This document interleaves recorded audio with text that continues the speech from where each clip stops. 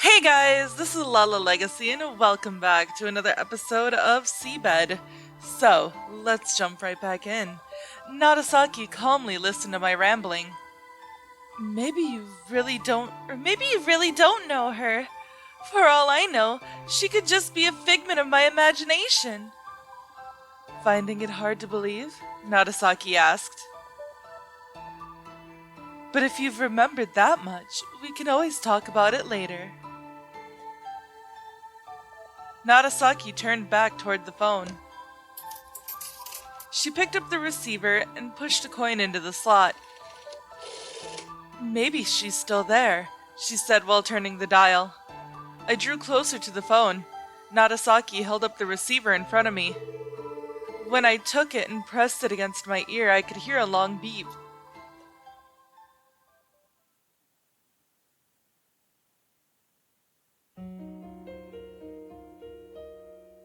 Wait a second. So... they talked to each other before she died and... Oh, here we go. Last chapter.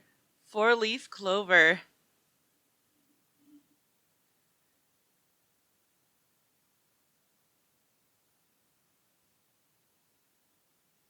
We're in the final stretch. I finished my conversation with Nagasaki and sat down on the stool by the phone to catch my breath. After a couple of minutes, I stood up and was about to head to the spiral staircase when the phone started ringing again. I thought it was either Nagasaki having forgotten to tell me something, or some actual hotel business this time. After a few moments of hesitation, I picked up the receiver. Hello? It wasn't Nagasaki's voice that reached me from the other end of the line. It was an even more familiar one, a voice I had listened to for most of my life.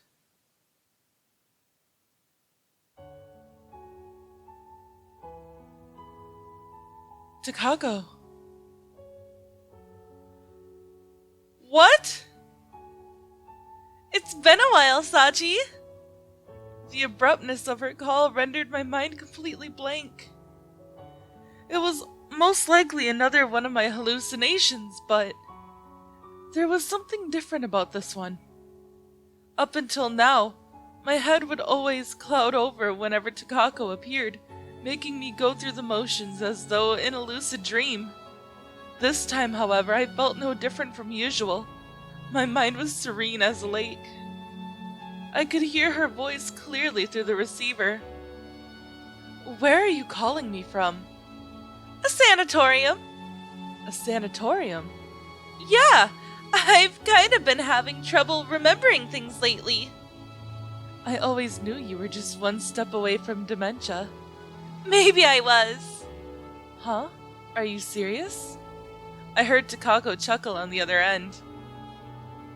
Well, it's not like forgetting things is anything new to you. Remember the time you mixed up your shoes back in school? I do! I accidentally put on my friend's shoes after class in the AV room. That's still within the scope of reason, but after that, you forgot to change them before leaving school and only realized what you were wearing when you got home. Yeah, I promptly changed into sandals and went outside to hang out with you. But then my sister panicked when she got home and found unfamiliar shoes with someone else's name in the lobby, and the neighbors called the police. I was in for a shock when I got home and found a police car in front of our place. I had to explain the situation, and then the policeman who was checking my room for signs of burglary gave me such an exasperated look there was no way I'd forget it until I die. Your memory was pretty bad even back in those days. That old episode made a smile naturally form on my lips. That's not entirely right. Wait, that's not entirely right. When I was younger, I just easily get obsessed with one thing or the other and forget about everything else. That was true, but it didn't change the fact that she was among the most forgetful people I'd met in my life. That said, there was little point in pursuing the subject any further at this point. A sanatorium sounds so not like you. Aren't you bored there? I'm not. If anything, this place is unlike any other. I'm free to do almost anything I want, so I'm actually having loads of fun here. And how do you feel? Not bad. I see. We both fell silent for a moment. I realized I kept asking questions without giving Takako the chance to speak up. So this time I paused and waited for Takako. I heard her voice again just before the silence could grow awkward. I was forgetful, I admit that. But that's why you were always such a lifesaver for me. You diligently remembered things in my stead. My lips unconsciously formed into a smile again. Well, as long as you understand. Where are you now, Sachi? I'm staying at a friend's mansion to recuperate. Recuperate? Are you also sick? I contemplated explaining everything that had happened to me thus far. However, I couldn't find the right words. It's not a big deal, don't worry about it. It would have taken a long time to explain, and I wanted to speak to her about other things. I see, she said. How are you doing lately? She added after a pause.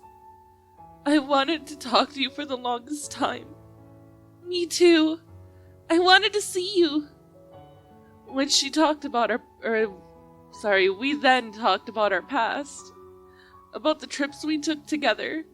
The island in the far south, the countries in the west, our experiences on a long bridge. We discussed everything, from our days in the kindergarten to when we quit our jobs and went independent. There were a few details I forgot, but Takako filled in the blanks for me, and I did the same for her. I closed my eyes and gazed at the lucid memories on the back of my eyelids. Those days came back to me and were now about to disappear again. After we finished talking about the time we snuck into a pool at night, Takako said that her coins were about to run out. She was on her last one. I slowly opened my eyes. Those were happy days. Not were! We still have plenty more ahead of us! I heard Takako whisper my name under her breath before falling silent. I whispered her name too. I suppose this is goodbye. Yeah. Goodbye, Sachi.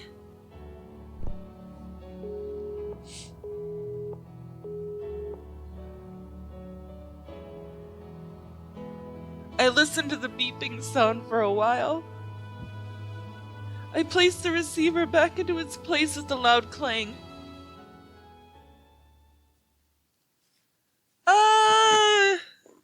So many tears! It's making it hard to see anything! I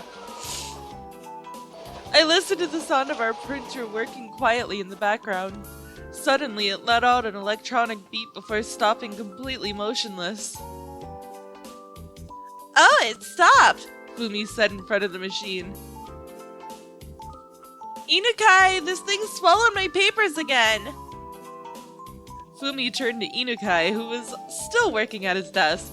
He silently stood up, walked over to the printer, and kneeled down in front of it to open its tray. I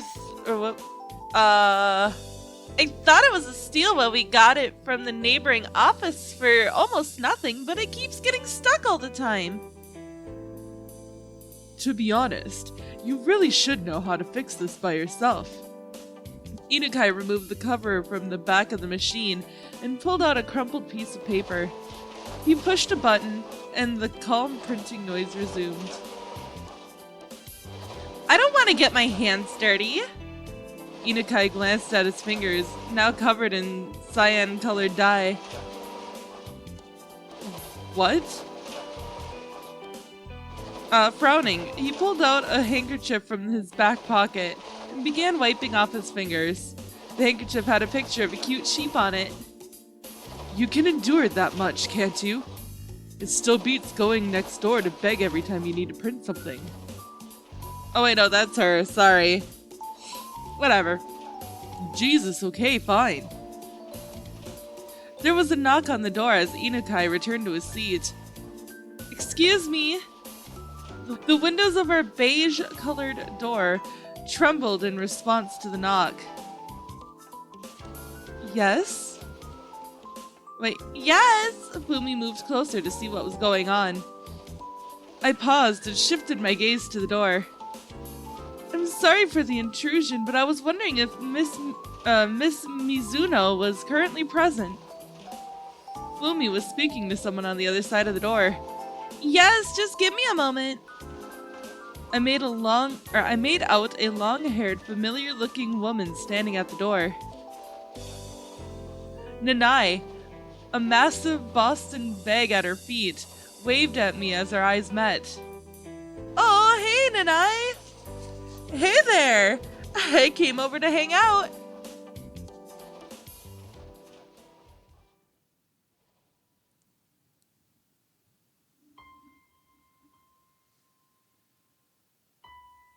Takako put the receiver down and watched the phone in silence for a while before turning around to face me.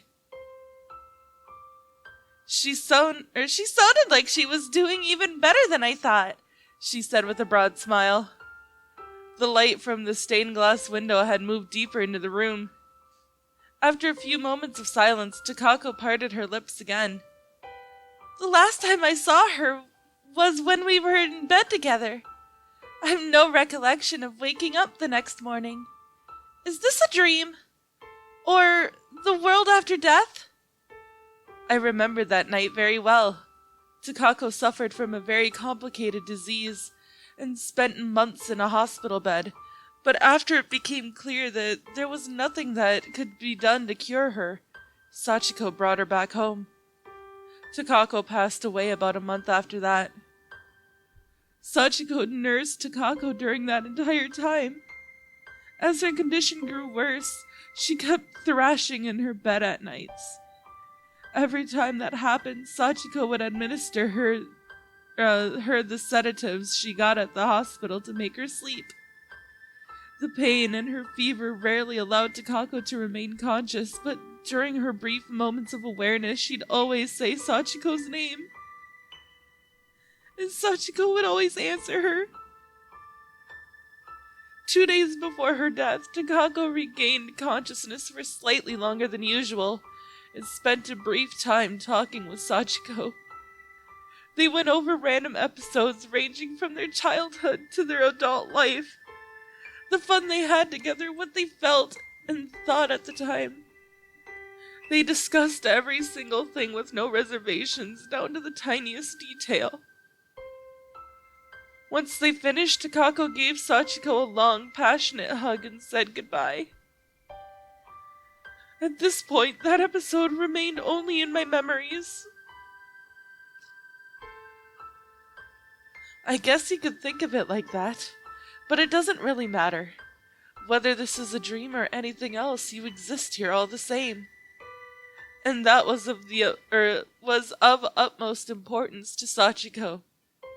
I stuck my hands into my coat pockets. The lobby had grown chilly as the sun began to set. It doesn't look like I've got much time.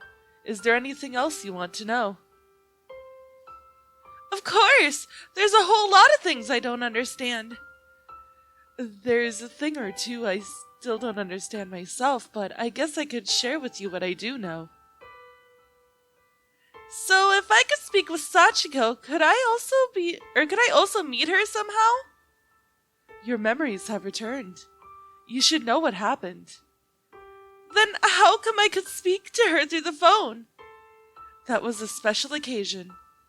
There's a way to connect both worlds, but it's not good for Sachiko herself. Normal people don't talk to voices in their head. I'd say it's about time to put an end to it. Takako said nothing and shifted her gaze towards the ceiling. Then tell me about yourself. You sent me Sachiko's diary and explained how my illness worked, so I assume it was no coincidence you handed me those keys either. What exactly are you trying to accomplish? That wasn't a bad question. My objective was to recover Takako's memories. Or in other words, oh my gosh, I'm crying. To combine the scattered and chaotic remnants of Sachiko's memories of Takako into one continuous fold. I wouldn't have handed Takako the keys if the diary was the only thing that kept her memories together. And I couldn't have been sure she would be able to return from that cave, much less with her memories recovered once I did. But she ended up living up to my expectations and beyond.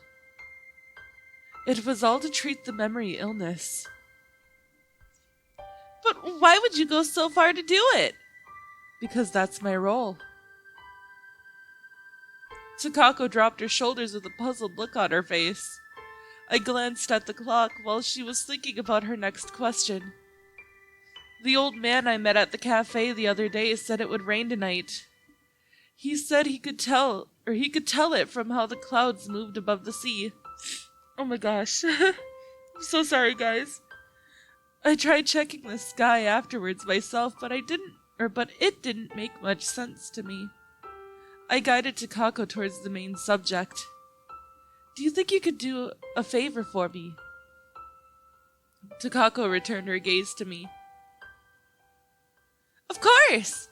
You have no idea how grateful I am for everything you did today. I'm glad to hear that. Anyway, I want you to write your diary in the notebook I sent you, if possible. I'm already writing it in my own notebook, Takako said with a puzzled expression. I want the diary in Sachiko's notebook to be a little different. It should be a special diary, I guess. I'd like you to write about things from a broader perspective, not just things that pertain to you personally. Could you be more specific? Like when there are special events at the sanatorium. I imagine you'll all be going to visit the shrines at the start of the year. I'd like you to make a record of what other people there have said or done. It should be something fun, if possible. Naturally, you don't need to write in this diary every day. How often do you want me to write then? A couple of times a year would be just fine. That sounds easy. What's the point of it, though? It'll help to block the memory illness from advancing. Is the diary I'm writing now not enough for that? Unfortunately. It's not perfect, and you'll still end up forgetting things here and there. You said I should take good care of that notebook when we spoke in the night duty room. Is it, special in some way? That notebook is an embodiment of memories. What do you mean? I mean it literally.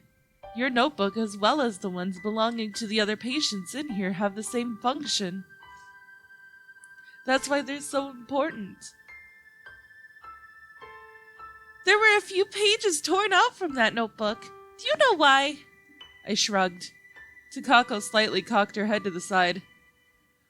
Why would anyone tear up something that important? She asked. I stood up from the stool and straightened my jacket. Are you already going? Why don't you spend the night here? We have more than enough empty rooms. I have a hotel room booked. There's still something I need to do. I see. Takako followed me up to my car. She kept her arms crossed, seemingly deep in thought. She finally spoke up when I opened the car's door. Nagasaki. What is it? You said our notebooks are essentially our memories, so what about the one you sent? Who knows? It's not yours, is it? You have an active imagination. Then again, that's hardly surprising in your line of work. I climbed into the car and leaned back in the seat. Will you come to visit some other time? There's still a lot of things I'd like to ask you. I'll make sure to drop by if I get the chance, I said before closing the door. I fastened my seatbelt and ignited the engine. Takako followed my car up to the road beyond the sanatorium gate. She kept waving at me until she disappeared from the rearview mirror. Oh my god. This is all really, really hard. But that is all the time that I have for this episode, guys. If you liked it, please give it a big thumbs up down below, and if you haven't already, subscribe. By subscribing, you're becoming part of a legacy. I love you guys so, so much, and I will see you in the next video. Bye-bye!